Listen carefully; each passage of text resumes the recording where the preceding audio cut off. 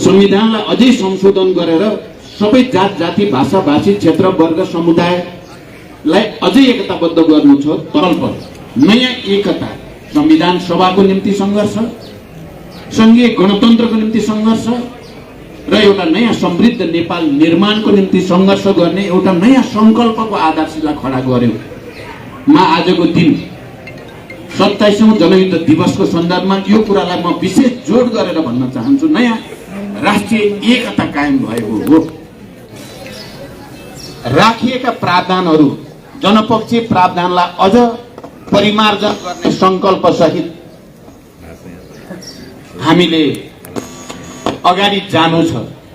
आजको दिनले हामी सबैलाई र अहिले जुन गठबन्धनको स्थिति, सरकारको स्थिति छ र हामी त्यो मार्फत फेरि एउटा नयाँ निर्वाचनको प्रक्रियामा प्रवेश गर्ने र संविधानलाई, जनताका अधिकारलाई अझ विकसित र परिमार्जन गर्ने प्रक्रियामा छौं। यदि कसैले कुनै एउटा परियोजनासँग सम्बन्धित गराएर गठबन्धनको भाग्य र भविष्य बारे सोध्छ भने त्यसको हाम्रो ऐतिहासिक धरातल भत्काउने जस्तै हुन जान्छ।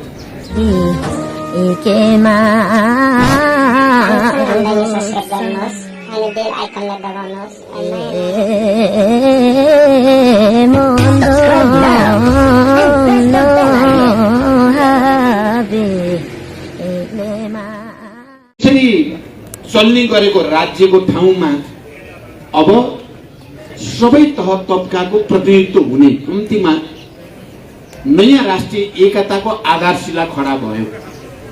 यो पूर्ण भयो भनेर हामीले कहिले पनि भनेका छैनौं। यसलाई अझ विकसित गर्नु छ, यसलाई अझै परिमार्जित गर्नु छ, संविधानलाई अझै संशोधन गरेर सबै जात जाति भाषा भाषी क्षेत्र वर्ग समुदायलाई अझै एकताबद्ध गर्नु छ। तर इतिहासको सामन्ती युगको हिजोको अवस्था र आजको गणतन्त्रको युगको अवस्थामा नयाँ राष्ट्रिय एकता, नयाँ संविधानले कायम गरेकै छ। मैले के देख्छु भने हामी हिजो पञ्चायत विरोधी आन्दोलनको क्रममा होस् या गणतन्त्रको निम्ति आन्दोलनको क्रममा हामीले जे भोगेका र देखेका थियौं, नेपाली समाजले जे भोगेको थियो त्यसको ठिक विपरीत संघीय लोकतान्त्रिक गणतन्त्रले नयाँ राष्ट्रिय एकता कायम गरेकै हो। राजनीतिक दलहरूको बीचमा पनि हिजो लामो समयदेखि कायम रहेको, कोही राजा परस्त, कोही के परस्त, कोही के परस्त भनेर राजनीतिक दलहरूको बीचमा राष्ट्रिय उद्देश्यको निम्ति समर्पित भएर लाग्नुभन्दा एकअर्काप्रति अलि बढी नै शत्रुतापूर्ण सङ्घर्षको स्थिति हामीले देख्यौं, भोग्यौं। तर जनयुद्धले नै र जनयुद्धको जगमा भएको जनआन्दोलन समेतको समायोजनले नै नेपालका राजनीतिक दलहरूको बीचमा पनि एउटा नयाँ सङ्कल्प, नयाँ एकता, संविधान सभाको निम्ति सङ्घर्ष, संघीय गणतन्त्रको निम्ति सङ्घर्ष र एउटा नयाँ समृद्ध नेपाल निर्माणको निम्ति सङ्घर्ष गर्ने एउटा नयाँ सङ्कल्पको आधारशिला खडा गर्यो। म आजको दिन 27औं जनयुद्ध दिवसको सन्दर्भमा यो कुरालाई म विशेष जोड गरेर भन्न चाहन्छु, नयाँ राष्ट्रिय एकता कायम भएको हो। र यो नयाँ राष्ट्रिय एकताले सामाजिक सद्भाव, समाजमा सबै आफू विस्तारै अधिकार सम्पन्न हुँदै गएको र हुँदै जाने विश्वास यसले पैदा गर्यो। यो कुरा एउटा वर्गलाई, एउटा तबकालाई, एउटा विचारका मान्छेलाई, एउटा प्रवृत्तिका मान्छेलाई सुरुदेखि मन परेको थिएन। हामी जनयुद्धलाई स्मरण गर्दै गर्दा सुरुका दिनमा कसरी सखाप पार्ने अभियान चलाउन खोजियो त्यो कुरा र विभिन्न अभियान अन्तर्गत यसलाई बल प्रयोगकै आधारमा शक्तिकै बलमा दबाउने जो कोसिस गरियो त्यो कुरा स्मरण गर्दा र अहिलेको नयाँ राष्ट्रिय एकताको त्यो कुरा स्मरण गर्दा हामी सबै विशेष रूपले गम्भीर हुन जरुरी छ। आज एकचोटि फेरि जनयुद्ध र त्यसले ल्याएका परिवर्तनलाई केही गरी कमजोर पार्न सकिन्छ कि भन्ने प्रयासहरू फेरि नयाँ सिराबाट आउन खोजेका छन्।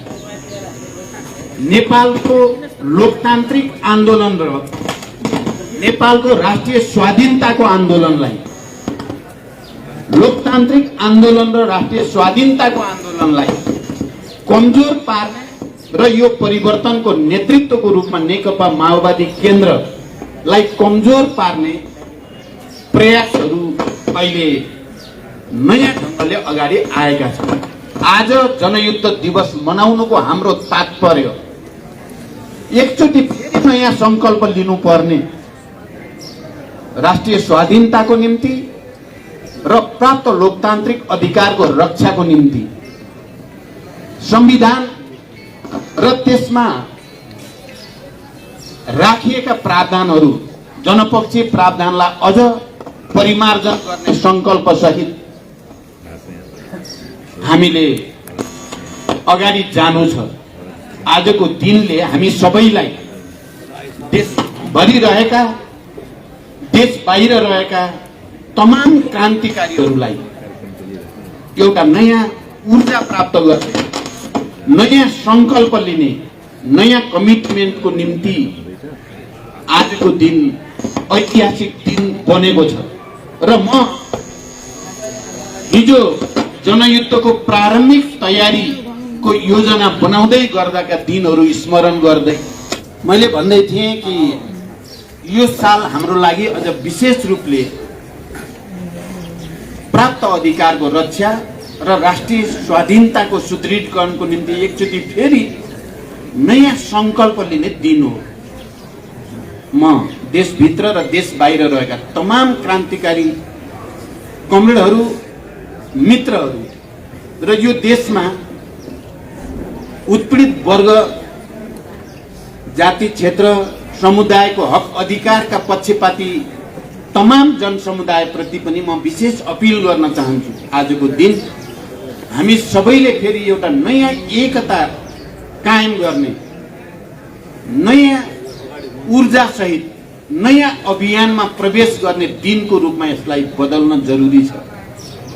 तपाईँ हामी हेर्यो भने हामी पटक पटक प्रतिक्रियावादी, प्रतिक्रान्तिकारी, अवसरवादीहरूले जनयुद्धका उपलब्धिहरूलाई कमजोर पार्ने या उल्ट्याउने षड्यन्त्रका विरुद्ध हामी सङ्घर्ष कुनै न कुनै रूपमा गर्दै आएका छौँ। र गत सालदेखि अहिले हामी सबैले प्रत्यक्ष रूपले भोग्यौँ प्रतिगमनले कसरी टाउको उठाउन खोज्यो, संविधानलाई कसरी निस्तेज पार्न खोजियो, संविधानका पनि ती प्रावधानहरू जुन प्रावधानहरू प्रगतिशील छन् तिनलाई कसरी उल्ट्याउन खोजियो र यो देशलाई फेरि एउटा राजनैतिक सङ्कटको भुमरीमा लान खोजियो र त्यसका विरुद्ध हामीले फेरि एकचोटि दृढ संकल्प सहित सङ्घर्षको मैदानमा जान पर्यो। हामीले सबै चिज छोड्यौं, जरुरी पर्छ भने जस्तो सुकै त्याग र बलिदान गर्न पनि हामी तयार छौं भनेर हामी सडकमा गयौं। जब हामीले प्रतिगमन र उपलब्धिलाई उल्ट्याउन खोज्ने प्रवृत्तिका विरुद्ध जनतालाई अपिल गर्यौं र हामी आफै सडकमा पुग्यौं, लाखौं लाख जनताहरू देशव्यापी रूपमा त्यसको पक्षमा खडा भयो र निकै ठूलो डिजाइन अन्तर्गत अगाडि बढाइएको प्रतिगामी कदम असफल भयो। एकचोटि फेरि नेपाली जनता, एकचोटि फेरि क्रान्तिकारी नेतृत्व सफल भयो र अहिले जुन गठबन्धनको स्थिति, सरकारको स्थिति छ र हामी त्यो मार्फत फेरि एउटा नयाँ निर्वाचनको प्रक्रियामा प्रवेश गर्ने र संविधानलाई, जनताका अधिकारलाई अझ विकसित र परिमार्जन गर्ने प्रक्रियामा छौं। हामी त्यहाँसम्म आइ त पुगेका छौं, तर क्रान्ति र प्रतिक्रान्तिको लडाईँमा अन्तिममा कसले जित्छ यो प्रक्रिया भित्र भन्ने कुराको अन्तिम टुङ्गो अझै लागेको छैन। पराजित प्रतिगमनकारी प्रवृत्ति चुप लागेर बसेको छैन। उसले अझै पनि प्रतिगमन गराउने नै कसरत चलाइरहेको छ र त्यसलाई मलजल गर्ने देशभित्र र बाहिर विभिन्न खालका प्रतिक्रियावादी शक्तिहरू सक्रिय नै छन्। अहिले कुनै तरिकाले प्रतिगमन विरोधी आन्दोलनका कारण त्यो प्रक्रियाबाट पैदा भएको यो गठबन्धनलाई टुटाउनको निम्ति, यो सरकारलाई गिराउनको निम्ति, निर्वाचन प्रक्रियालाई बिथोल्नको निम्ति अनेक खालका प्रपञ्चहरू छन्, भइरहेका छन्। तपाईँ हामीले देखिरहेका छौँ। हामीले गठबन्धन बनाउँदा केही सैद्धान्तिक र केही राजनीतिक मान्यताहरूलाई अगाडि सारेका थियौँ र तिनै मान्यताका आधारमा गठबन्धन बनाएका हौँ। तपाईँ हामी सबैलाई थाहा छ, संविधानको रक्षा, लोकतान्त्रिक गणतन्त्रको रक्षा र राष्ट्रियताको रक्षामा हामी एकमत भएर त्यसैलाई लिपिबद्ध गरेर त्यसैको आधारमा आन्दोलित हुँदै हाम्रो गठबन्धन बनेको हो र यो सरकार पनि गठन भएको हो। हामीले कुनै देश विशेषसँग गरेका सहमति, सम्झौता या परियोजना या आर्थिक सहयोग, लेनदेन त्यसको आधारमा गठबन्धन बनाएको होइन र यो गठबन्धन सुदृढ हुँदै जाने या कमजोर बन्ने भन्ने कुरा हामीले यो गठबन्धन निर्माण गर्दा जुन सैद्धान्तिक र राजनीतिक मान्यतामा खडा थियौँ, हामी त्यही मान्यतामा खडा भएर यो गठबन्धनलाई अगाडि बढाउनु पर्दछ र नेपालको संविधान, नेपालको गणतन्त्र, लोकतान्त्रिक गणतन्त्र र राष्ट्रियताको रक्षा म सम्पूर्ण नेपाली जनसमुदाय, सम्पूर्ण नेपाली दिदीबहिनी दाजुभाइहरूलाई विशेष रूपले अपिल गर्न चाहन्छु। हामी सबैले यो कुरालाई विचार गरौँ। संविधानको रक्षा, लोकतन्त्रको रक्षा र राष्ट्रियताको रक्षाको निम्ति गठबन्धन गरिएको हो। कुनै एउटा खास परियोजना गर्ने या नगर्ने भन्ने आधारमा यो गठबन्धन गरिएको होइन। आज यदि कसैले कुनै एउटा परियोजनासँग सम्बन्धित गराएर गठबन्धनको भाग्य र भविष्य बारे सोध्छ भने त्यसको हाम्रो ऐतिहासिक धरातल भत्काउने जस्तै हुन जान्छ। म यो पक्षमा आम जनतासँग अपिल गर्न चाहन्छु। हामीले यो गठबन्धन जुन मूल्य, जुन मान्यतामा टेकेर चाहिँ बनाएका हौँ, हामी त्यसैमा दृढ रहौँ। आम जनताले हामीलाई जे उद्देश्यको निम्ति साथ दिएको हो, मलाई विश्वास छ जनता अहिले पनि त्यही विश्वासमा, त्यही भरोसामा छन्। त्यसकारण जनताको यो भावना, जनताको यो समर्थन, भरोसालाई हामी कसैले पनि मिनिमाइज गर्न हुँदैन। हामी सबैले त्यसलाई उच्च सम्मान गर्नुपर्दछ र त्यसको जनताको त्यो मर्म र भावना अन्तर्गत नै अरू सबै परिघटनाहरू हुन्छन्, राख्नुपर्छ भनेर म विशेष रूपले भन्न चाहन्छु। म जाँदा जाँदै अब धेरै लामो व्याख्या गर्न सम्भव पनि छैन, समय पनि छैन।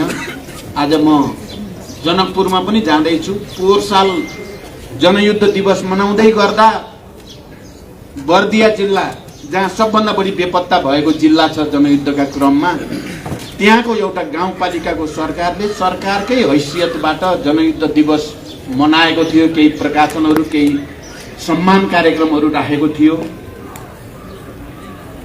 सम्मानहरू राखेको थियो।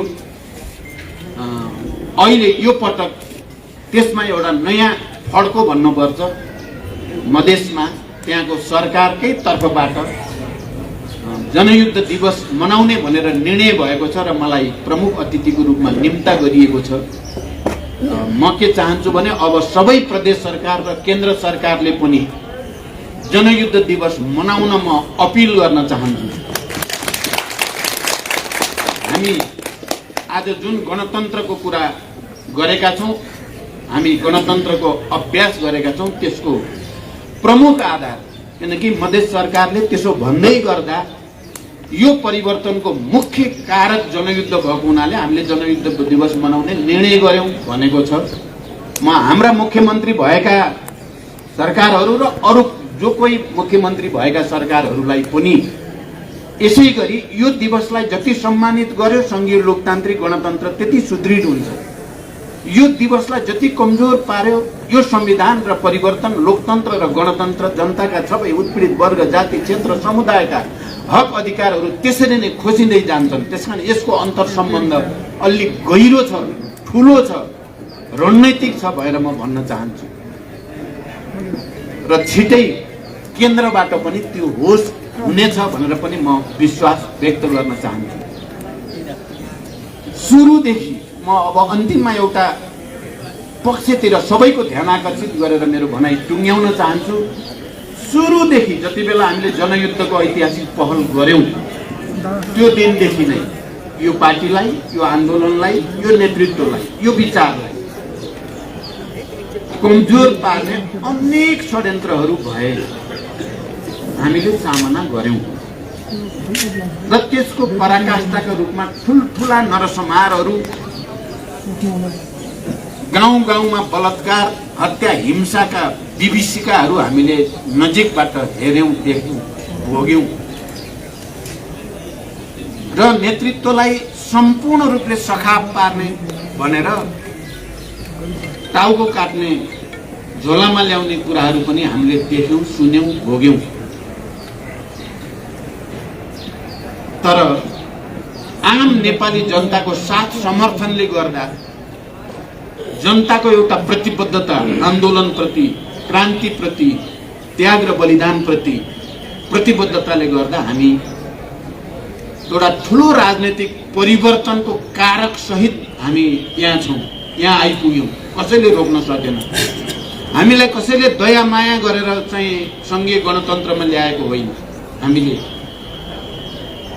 त्याग र बलिदानका अनगिन्ती कीर्तिमानहरू कायम गरेर हजारौं हजार शहीदहरूको, बेपत्ता योद्धाहरूको बलिदान र तमाम क्रान्तिकारी कम्युनिस्टहरूको एकताबद्ध पहलको कारणले हामी आज यहाँ छौं। अहिले पनि त्यो संघर्ष चाहिँ भिन्न रूपमा जारी नै छ।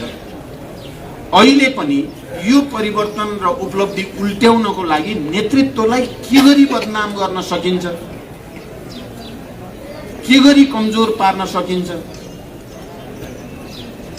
भन्ने मैले हेर्दा जनयुद्धको ऐतिहासिक पहलका दिन जस्तो थियो, आज शान्ति सम्झौता भयो, यत्रो संविधान सभा भयो, संघीय गणतन्त्र भयो, यति धेरै चिजहरू भए फेरि पनि एउटा वर्ग, एउटा शक्ति, एउटा प्रवृत्ति त्यही अभियानमा छ।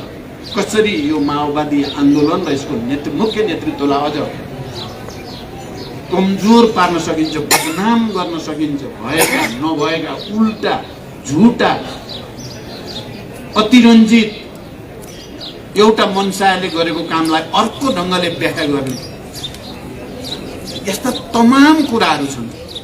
तमाम कुराहरू हिजो मात्रै प्रधानमन्त्रीजी, म र माधव नेपालजी बसेका थियौं र छलफल गरेका थियौं सदनको बारेमा। मिडियामा आयो, सभामुखलाई प्रचण्डले भनेर 10 दिन सारियो सदन।